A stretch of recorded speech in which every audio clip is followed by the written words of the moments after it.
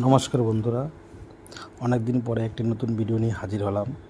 আমি আর আমার বিদ্যালয়ের প্রধান শিক্ষক মহাশয়কে নিয়ে ব্যাংক থেকে ফেরার পথে ন্যাশনাল হাইওয়ের পাশে 3টি নতুন নার্সারি দেখতে পাই।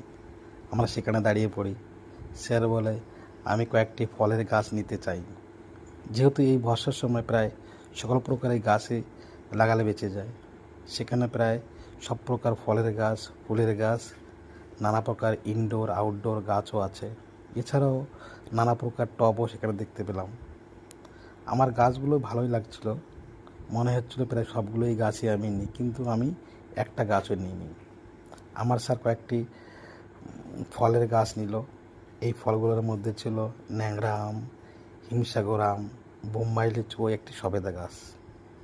বন্ধুরা, তোমাদের কাছে একটা গুগলি আছে, বলতে হবে যে আমি যে নার্সারিতে গিয়েছিলাম সেটার নাম কি। উত্তরটা এই ভিডিওর মধ্যে আছে। নমস্কার বন্ধুরা, ভালো থেকো, সুস্থ থেকো।